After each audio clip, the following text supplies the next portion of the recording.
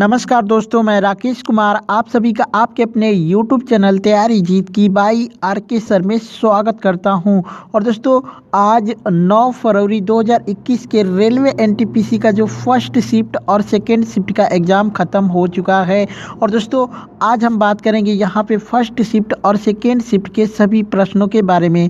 जी हाँ दोस्तों, यहाँ पे सबसे पहले हम सेकेंड शिफ्ट का क्वेश्चन देखेंगे, उसके बाद फर्स्ट शिफ्ट का क्वेश्चन देखेंगे। तो आप लोग वीडियो को लाइक कर दीजिए, अपने दोस्तों के साथ वीडियो को शेयर कर दीजिए, और चैनल पे पहली बार विजिट किए हैं तो चैनल को सब्सक्राइब करके बेल नोटिफिकेशन को जरूर दबा लीजिए। और दोस्तों, आप लोग दोनों शिफ्टों का फ्री में PDF फाइल डाउनलोड करना चाहते हैं तो आप हमारे टेलीग्राम चैनल से बिल्कुल फ्री में PDF फाइल डाउनलोड कर सकते हैं। तो दोस्तों, टेलीग्राम जो ग्रुप का लिंक है वो वीडियो के डिस्क्रिप्शन में मिल जाएगा, आप वहां से जाकर उसको फॉलो करके सभी दिनों मतलब 28 दिसंबर से लेकर अब तक का सभी PDF वहाँ पे आपको मिल जाएगा, तो आप लोग उसको ज़रूर फॉलो करिएगा। चलिए, यहाँ पे सबसे पहले जो सेकेंड शिफ्ट का प्रश्न मुझे जो लेट से मिला है वो बताते हैं, उसके बाद फर्स्ट शिफ्ट का क्वेश्चन बताएंगे। तो यहाँ पे प्रश्न आया था कि एजेंडा 21 किससे संबंधित है। जी दोस्तों, एजेंडा 21 किससे संबंधित है?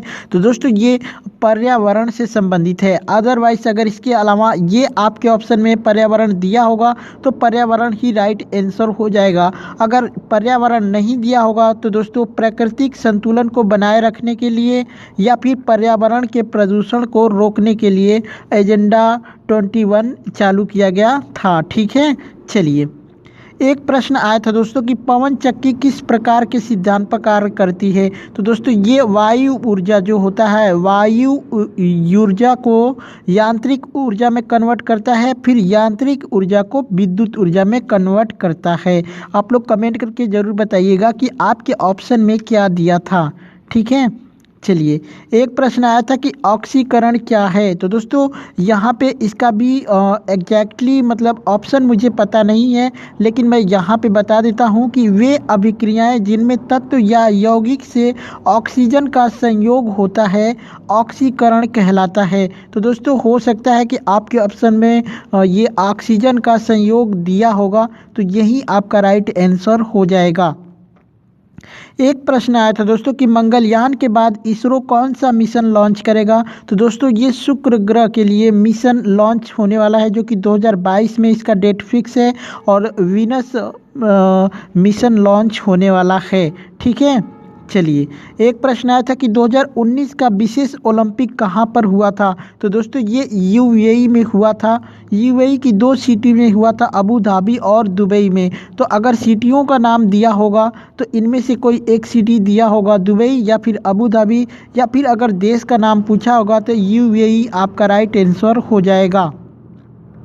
एक प्रश्न आया था कि जनजातीय क्षेत्रों के सर्वांगीण दोस्तों, जनजातीय क्षेत्रों के सर्वांगीण विकास के लिए कौन सी पंचवर्षीय योजना लाई गई थी। तो ये 5वीं पंचवर्षीय योजना इनके लिए लाई गई थी। ठीक है, चलिए, एक प्रश्न था दोस्तों कि पौधे में जल कौन पहुंचाता है। तो जाइलम की विधि के दोस्तों, जाइलम द्वारा पौधे में जल पहुंचता है। ठीक है, एक प्रश्न आया था दोस्तों कि फास्फोरस का एटॉमिक सिटी क्या है। जी दोस्तों, फास्फोरस का एटॉमिक सिटी क्या है, मैंने फर्स्ट वीडियो में जो कि सेकेंड शिफ्ट की वीडियो मेरी है उस पर मैंने, शायद बच्चे ने मुझसे पूछा था कि उसका परमाणु क्रमांक कितना है, तो मैंने 15 बताया था। लेकिन दोस्तों, अगर एटॉमिक सिटी पूछा होगा तो 2, 8 और 5 होगा। ठीक है, 8, 5, 13 और 2, 15, ये हो जाएगा आपका राइट आंसर। आप लोग कमेंट करके ज़रूर बताइए कि ये आपके ऑप्शन में दिया था या फिर नहीं दिया था। ठीक है, चलिए, एक प्रश्न आया था दोस्तों कि सब्जी पत्ता गोभी भोजन का वेन आरेख बनाइए। तो दोस्तों, सबसे पहले हम भोजन का वेन आरेख बना लेंगे। ठीक है, भोजन में आपका सब्जी आ जाएगा और सब्जी के अंदर आपका पत्ता गोभी हो जाएगा, तो ये आपका राइट आंसर हो जाएगा। ठीक है, चलिए, एक प्रश्न आया था दोस्तों, कल्पना चावला किस मतलब यात्रा में उनकी डेथ हुई थी, या फिर ये प्रश्न अभी मुझे एग्जैक्टली पता नहीं है कि क्वेश्चन कैसे आया था कि कल्पना चावला किस यान से अंतरिक्ष यात्रा की थी। अगर ये पूछा होगा तो STS-87 आपका राइट आंसर हो जाएगा, STS-87। ठीक है, अगर यान का नाम पूछा होगा तो। अगर उनकी मृत्यु पूछा होगा कि किस यात्रा में उनकी मृत्यु हुई थी, तो वो जो दूसरी बार उन्होंने यात्रा की थी स्पेस में, उसमें उनकी डेथ हुई थी। ठीक है, चलिए एक प्रश्न आया था दोस्तों कि ये रॉलेट एक्ट किससे संबंधित था। एग्जैक्ट में मैंने इसका आंसर बता दिया हूँ, लेकिन अभी जो ऑप्शन में आपके दिया था वो मैं आपको यहाँ पे बता देता हूँ। रॉलेट एक्ट जो है किससे संबंधित था, तो आपके ऑप्शन में था कि किसी भी भारतीय पर अदालत में बिना मुकदमा चलाए बंदी बनाना, ये आपके ऑप्शन में दिया हुआ था और यही आपका राइट आंसर हो जाएगा। ठीक है, जो काला कानून रॉलेट एक्ट क्या है, तो दोस्तों ये काला कानून है जो कि अंग्रेज़ों द्वारा लगाया गया था भारत में। एक प्रश्न आया था दोस्तों कि वैश्विक व्यापार की देखरेख कौन करता है। तो दोस्तों एग्जैक्ट में ये प्रश्न मुझे मिल चुका है कि वैश्विक व्यापार की देखरेख कौन करता है, तो ये WTO आपका राइट आंसर हो जाएगा। और दोस्तों WTO का फुल फॉर्म नहीं पूछा गया था, तो वैश्विक व्यापार की देखरेख कौन करता है, तो WTO। और WTO का फुल फॉर्म होता है वर्ल्ड ट्रेड ऑर्गेनाइजेशन। इसकी स्थापना कब हुई थी, तो 1 जनवरी 1995 को हुई थी। और दोस्तों इसका मुख्यालय भी पूछ सकता है, तो जिनेवा स्विट्जरलैंड में इसका मुख्यालय है। ठीक है, चलिए एक प्रश्न आया था कि सिमलीपाल नेशनल पार्क किस राज्य में है। दोस्तों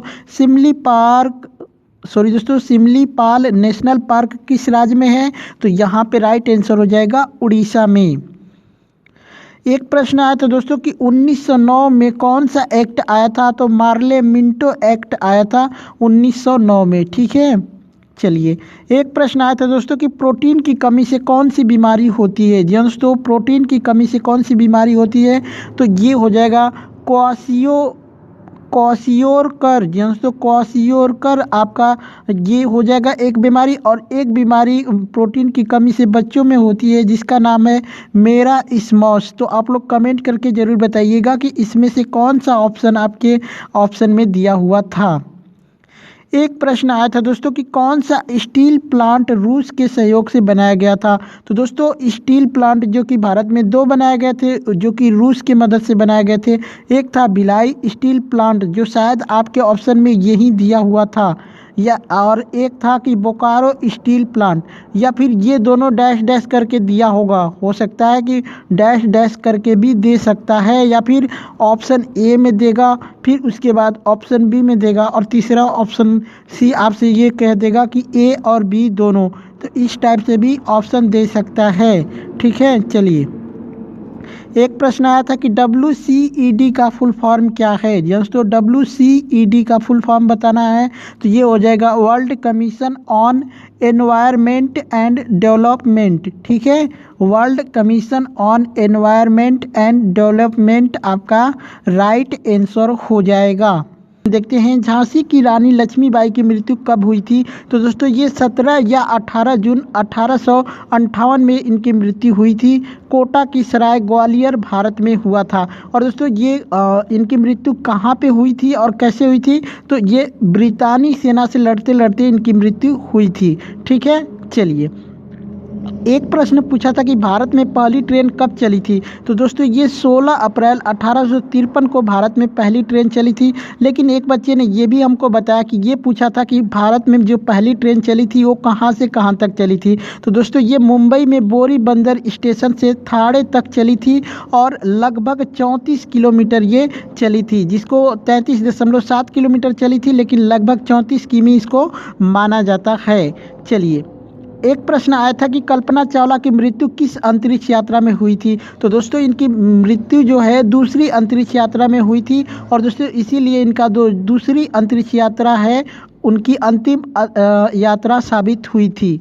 ठीक है, चलिए एक प्रश्न आया था कि ATM का फुल फॉर्म क्या है। जब दोस्तों ATM का फुल फॉर्म पूछ रहा है तो ऑटोमेटेड टेलर मशीन हो जाएगा। ऑटोमेटिक टेलर मशीन मत मारिएगा, गलत हो जाएगा। ये इसका राइट आंसर हो जाएगा ऑटोमेटेड टेलर मशीन। ठीक है, चलिए एक प्रश्न आया था दोस्तों कि WTO का फुल फॉर्म क्या है। दोस्तों ये कोई प्रश्न थोड़ा सा मुझे इस पे डाउट है, लेकिन क्वेश्चन आया था कि WTO से कौन सा प्रश्न आया है एग्जैक्ट पता नहीं है। आप लोग कमेंट करके ज़रूर बताइएगा कि WTO से कौन सा प्रश्न आया था। बाकी अगर इसका फुल फॉर्म पूछा होगा तो वर्ल्ड ट्रेड ऑर्गेनाइजेशन इसका फुल फॉर्म हो जाएगा, ठीक है। लेकिन अगर इसके अलावा दूसरा प्रश्न इससे रिलेटेड पूछा होगा तो आप लोग कमेंट करके ज़रूर बताइएगा। एक प्रश्न आया था कि ईवीएम का फुल फॉर्म क्या है। जी हाँ दोस्तों, ये 4 से 5 बार प्रश्न रिपीट हो चुका है। ईवीएम का फुल फॉर्म क्या है, तो इलेक्ट्रॉनिक वोटिंग मशीन। आप लोग कमेंट करके जरूर बताइए कि सबसे पहले ईवीएम मशीन का प्रयोग किस राज्य में, भारत के किस राज्य में किया गया था, ठीक है। चलिए, एक प्रश्न आया था कि रौलट एक्ट क्या है। तो दोस्तों ये ब्रिटिश सरकार द्वारा भारत में उभर रहे राष्ट्रीय आंदोलन को खत्म करने के उद्देश्य से कानून बनाया गया था, रौलट एक्ट। और दोस्तों इसकी स्थापना भी पूछ सकता है कब हुई थी, तो मार्च 1919 में इसकी स्थापना की गई थी, ठीक है। चलिए, एक प्रश्न आया था दोस्तों कि हॉर्टिकल्चर का संबंध किससे है, या फिर सब्जियों और पेड़ पौधों से रिलेटेड इसका मतलब किस में अध्ययन किया जाता है, तो हॉर्टिकल्चर आपका राइट आंसर हो जाएगा। तो दोस्तों यहाँ पे मैं पूरा डिटेल्स आपको बता देता हूँ। मानव उपयोग के लिए इस्तेमाल होने वाले पौधों के विज्ञान, तकनीक और विपणन से जुड़ा क्षेत्र, जिसमें फूल, पत्तियों, पौधों और अनाजों का अध्ययन किया जाता है, इसी को क्या बोला जाता है, हॉर्टिकल्चर बोला जाता है। चलिए, एक प्रश्न आया था कि ब्रह्म समाज की स्थापना कहाँ पर हुई थी। तो दोस्तों ये कोलकाता में हुआ था। इसके संस्थापक राजा राम मोहन राय थे। और दोस्तों इसकी स्थापना कब हुई थी, तो दोस्तों इसकी स्थापना 20 अगस्त 1828 ईस्वी में हुई थी, ठीक है। चलिए, एक प्रश्न आया था दोस्तों कि मधुबनी कला किस राज्य से संबंधित है। जी दोस्तों, मधुबनी नृत्य बोला था लेकिन मधुबनी कला हो जाएगा। मधुबनी कला कहाँ से संबंधित है, तो ये बिहार से संबंधित है। एक प्रश्न आया था दोस्तों कि धर्मनिरपेक्ष शब्द किससे संबंधित है। तो दोस्तों जो धर्मनिरपेक्ष शब्द है ये राजनीति या किसी गैर धार्मिक मामलों में धर्म को दूर रखे तथा सरकार धर्म के आधार पर किसी से भी कोई भेदभाव ना करे, इसका शब्द का मतलब अर्थ यही था, ठीक है। बाकी आप लोग कमेंट करके जरूर बताइए कि ऑप्शन में क्या दे रखा था। एक प्रश्न आया था कि असहयोग आंदोलन कब शुरू हुआ था। तो दोस्तों ये 1 अगस्त 1920 को शुरू हुआ था। और दोस्तों इसके संस्थापक कौन थे, तो महात्मा गांधी इसके संस्थापक थे। एक प्रश्न आया था दोस्तों कि गेटवे ऑफ इंडिया का निर्माण किसके आने पर कराया गया था। तो दोस्तों ये इंग्लैंड के राजा जॉर्ज पंचम और रानी मैरी की भारत यात्रा के पश्चात किया गया था, ठीक है। चलिए, एक प्रश्न आया था दोस्तों कि 1983 के वर्ल्ड कप में भारतीय क्रिकेट टीम के कप्तान कौन थे, तो कपिल देव आपका राइट आंसर हो जाएगा। और दोस्तों भारतीय टीम वह पहली बार वर्ल्ड कप जीती थी। चलिए, एक प्रश्न आया था कि फास्फोरस का परमाणु संख्या कितनी है। तो दोस्तों आपका राइट आंसर हो जाएगा 15। एक प्रश्न आया था दोस्तों कि इनमें से कौन सा पर्सनल कंप्यूटर नहीं है। तो दोस्तों आप लोग कमेंट करके ज़रूर बताइए कि आपके ऑप्शन में क्या दे रखा था, क्योंकि ऑप्शन के अकॉर्डिंग ही इस प्रश्न का उत्तर दिया जा सकता है। तो दोस्तों यहाँ पे फर्स्ट शिफ्ट का जो क्वेश्चन, सॉरी दोस्तों यहाँ पे सेकेंड शिफ्ट का क्वेश्चन जो ख़त्म हो चुका है, यहाँ पे फर्स्ट शिफ्ट का जो क्वेश्चन कुछ मुझे जो देर से मिले हैं दोस्तों वो मैं आपको बता देता हूँ। संवाद कौमुदी किसने लिखी है, ये पूछा गया था। ये फर्स्ट शिफ्ट का क्वेश्चन है, ठीक है। इसलिए इसका जो संवाद कौमुदी के किसने लिखा है, तो राजा राम मोहन राय ने इसको लिखा है। एक प्रश्न आया था कि भारतीय राष्ट्रीय कांग्रेस के पहले महासचिव कौन थे, तो A.O. ह्यूम थे, ठीक है। A.O. ह्यूम आपका राइट आंसर हो जाएगा। एक प्रश्न आया था कि 2019 में किस भारतीय को पाकिस्तान ने अपने क्षेत्र में पकड़ लिया था, तो अभिनंदन जो भारतीय का एयरफोर्स का पायलट थे उनको पकड़ लिया गया था पाकिस्तान के द्वारा। एक प्रश्न आया था कि सबसे लंबा संविधान किस देश का था, तो ये भारत का हो जाएगा सबसे लंबा संविधान। एक प्रश्न आया था कि 2020 में IPL का कौन सा संस्करण खेला गया, तो ये 13वां संस्करण खेला गया था IPL 2020, ठीक है। चलिए, एक प्रश्न आया था कि 1 MB कितने KB के बराबर होते हैं। दोस्तों 1 MB बराबर कितने KB होते हैं ये पूछा था, तो 1 MB बराबर होता है 1024 KB, ठीक है। चलिए, एक प्रश्न आया था कि असम के किस जिले को असम के नक्शे में जोड़ा गया है, ये नया जिला बनाया गया है, तो बजाली आपका राइट आंसर हो जाएगा। एक प्रश्न आया था दोस्तों कि हमारे शरीर में व्हील या अंकुर कहाँ पाई जाती है, तो ये छोटी आंत आपका राइट आंसर हो जाएगा। एक प्रश्न आया था कि संसद की संयुक्त बैठक किस अनुच्छेद के तहत बुलाई जाती है, तो ये अनुच्छेद 108 आपका राइट आंसर हो जाएगा। एक प्रश्न आया था दोस्तों कि कौन सा वाद्य यंत्र मुंह से नहीं बजाया जाता है, तो वायलिन आपका राइट आंसर हो जाएगा। एक प्रश्न आया था कि गौतम बुद्ध का जन्म कहाँ पर हुआ था, तो ये लुम्बिनी में उनका जन्म हुआ था, जो कि वर्तमान में नेपाल में पड़ता है। ठीक है। एक प्रश्न आया था दोस्तों कि प्रकाश की चाल कितनी होती है, तो दोस्तों प्रकाश की चाल जो होती है 3 × 10⁸ मीटर प्रति सेकेंड होता है। ठीक है। चलिए, एक प्रश्न आया था कि प्रकीर्णन की खोज किसने की थी, तो दोस्तों प्रकीर्णन की खोज सीवी रमन ने की थी, सीवी रमन ने की थी। एक प्रश्न आया था दोस्तों कि राष्ट्रीय पर्यटन दिवस कब मनाया जाता है, तो दोस्तों ये 25 जनवरी को मनाया जाता है। और दोस्तों इसी दिन राष्ट्रीय मतदाता दिवस भी मनाया जाता है 25 जनवरी को। तो दोस्तों डीआरडीओ की स्थापना कब हुई थी, जी हाँ दोस्तों, डीआरडीओ की स्थापना कब हुई थी ये पूछा गया था, तो ये 1958 में इसकी स्थापना हुई थी। और हो सकता है दोस्तों कि सेकेंड शिफ्ट में आपसे इसका जो मुख्यालय पूछ सकता है, तो इसका मुख्यालय नई दिल्ली में है। और दोस्तों डीआरडीओ जो एजेंसी है किस मंत्रालय के अंतर्गत आती है, तो ये रक्षा मंत्रालय के अंतर्गत आता है। ठीक है। चलिए, एक प्रश्न आया था कि ओएनजीसी का मुख्यालय कहाँ पे है, जी हाँ दोस्तों, ओएनजीसी का मुख्यालय कहाँ पे है, तो दोस्तों ये देहरादून उत्तराखंड में है इसका मुख्यालय। और दोस्तों हो सकता है सेकेंड शिफ्ट में आपसे इसकी स्थापना पूछ ले, तो इसकी स्थापना 14 अगस्त 1956 में हुई थी। ठीक है। चलिए, एक प्रश्न आया था दोस्तों, ये क्वेश्चन एग्जैक्टली मुझे सही से पता नहीं चल पाया है। पार्लियामेंट में सदस्य निर्वाचित किए जाएंगे या यह किस अनुच्छेद के तहत आता है, या पार्लियामेंट में जो सदस्य निर्वाचित किए जाते हैं वह किस अनुच्छेद के अंतर्गत आता है। अगर ऐसा प्रश्न आया होगा तो अनुच्छेद 81 जो है आपका राइट आंसर हो जाएगा। और दोस्तों आपको बता दें कि अनुच्छेद जो 81 के तहत राज्यों से अधिक 530 सदस्य और संघ राज्य क्षेत्रों से अधिक 20 सदस्य निर्वाचित किए जाएंगे। ये अनुच्छेद अनुच्छेद 81 के तहत कहा गया है। चलिए, एक प्रश्न आया था कि पहला इलेक्ट्रॉनिक कंप्यूटर किस कंपनी ने बनाया था, जी दोस्तों, पहला इलेक्ट्रॉनिक कंप्यूटर किस कंपनी ने बनाया था, तो ENIAC आपका राइट आंसर हो जाएगा। ठीक है। चलिए, एक प्रश्न आया था कि एलिफेंटा की गुफाएं किस भगवान से संबंधित हैं, तो दोस्तों ये भगवान शिव को समर्पित है एलिफेंटा की गुफाएं। ठीक है। या फिर एलिफेंटा द्वीप भी आप इसको कह सकते हैं। ये कहाँ पे स्थित है, तो ये महाराष्ट्र में स्थित है। ठीक है। चलिए, एक प्रश्न आया था कि पीडीएफ का फुल फॉर्म क्या है, जी दोस्तों, पीडीएफ का फुल फॉर्म बताना था, तो पोर्टेबल डॉक्यूमेंट फॉर्मेट आपका राइट आंसर हो जाएगा, पोर्टेबल डॉक्यूमेंट फॉर्मेट। ठीक है। चलिए, एक प्रश्न आया था दोस्तों कि इनमें से भारत किसका सदस्य नहीं है, जी हाँ दोस्तों, इनमें से भारत किसका सदस्य नहीं है, तो शायद आपके ऑप्शन में नाटो दिया होगा, तो नाटो आपका राइट आंसर हो जाएगा। वैसे जिस बच्चे ने मुझे ये क्वेश्चन बताया था वो बोल रहा था कि ऑप्शन में नाटो था, तो दोस्तों अगर नाटो था तो यही आपका राइट आंसर हो जाएगा। बाकी आप लोग कमेंट करके ज़रूर बताइए कि आपके ऑप्शन में क्या क्या दे रखा था। ठीक है। चलिए, एक प्रश्न आया था दोस्तों कि अरब सागर की रानी किसे कहा जाता है, जी हाँ दोस्तों, अरब सागर की रानी किसे कहा जाता है, तो दोस्तों ये कोच्चि बंदरगाह को अरब सागर की रानी कहा जाता है।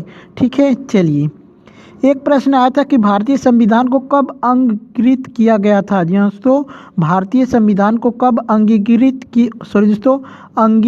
किया गया था, तो ये 26 नवंबर 1949 को भारतीय संविधान को जो है राष्ट्र को समर्पित किया गया था। ठीक है। और दोस्तों भारतीय संविधान को कब लागू किया गया था, तो 26 जनवरी 1950 को ये भारतीय संविधान को लागू किया गया था। ठीक है। चलिए, एक प्रश्न आया था दोस्तों कि यूएनओ के स्थायी सदस्य और अस्थायी सदस्य कितने हैं, तो दोस्तों अगर स्थायी सदस्य पूछेगा तो 5 हो जाएगा, अस्थायी सदस्य पूछेगा तो 10 हो जाएगा। और दोस्तों ये टोटल मिला के 15 सदस्य हो जाएंगे। ठीक है। चलिए, एक प्रश्न आया था दोस्तों कि विश्व बैंक की स्थापना कब हुई थी। तो दोस्तों विश्व बैंक की स्थापना जो हुई थी ये जुलाई 1944 में हुआ था, लेकिन दोस्तों ऑप्शन ये नहीं दिया हुआ था। जी हाँ दोस्तों, ये ऑप्शन नहीं दिया था। उसमें ये दिया गया था कि पहले विश्व युद्ध के बाद या फिर दूसरे विश्व युद्ध के बीच में। तो दोस्तों ये दूसरे विश्व युद्ध के बीच में भी हो सकता है और पहले विश्व युद्ध के बाद भी हो सकता है। आप लोग ऑप्शन कमेंट करके मुझे ज़रूर बताइएगा, क्योंकि दोस्तों ये दूसरे विश्व युद्ध के बाद हम इसको नहीं कह सकते हैं, क्योंकि जो दूसरा विश्व युद्ध हुआ था वो 1939 में स्टार्ट हुआ था और दोस्तों ये 1945 तक चला था, लेकिन विश्व बैंक की स्थापना 1944 में हुई थी। इसलिए हम दूसरे विश्व युद्ध के बाद इसको नहीं कह सकते, इसको पहले विश्व युद्ध के बाद कह सकते हैं। तो आप लोग ऑप्शन कमेंट करके मुझे ज़रूर बताइएगा, ठीक है। चलिए, एक प्रश्न आया था कि नेशनल साइंस अकादमी की स्थापना कब हुई थी। या दोस्तों नेशनल साइंस अकादमी की स्थापना कब हुई थी। तो 7 जनवरी 1935 में इसकी स्थापना की गई थी। एक प्रश्न आया था दोस्तों कि कीबोर्ड के डायमेंशन में कितने केज होते हैं, मतलब जो की होते हैं दबाने वाले वो उनकी संख्या शायद पूछी गई थी। आप लोग कमेंट करके मुझे ज़रूर बताइएगा कि ये क्वेश्चन किस प्रकार के थे। अगर केज की संख्या पूछी गई है तो दोस्तों ये लगभग 100 हो सकते हैं। दोस्तों लगभग, ये कम भी हो सकता है, ज़्यादा भी हो सकता है, लेकिन इसको लगभग 100 माना गया है। तो आप लोग कमेंट करके ज़रूर बताइएगा। एक प्रश्न आया था कि माजुली द्वीप का निर्माण कौन सी नदी करती है। जी हाँ दोस्तों, माजुली द्वीप का निर्माण कौन सी नदी करती है। तो ब्रह्मपुत्र नदी आपका राइट आंसर हो जाएगा।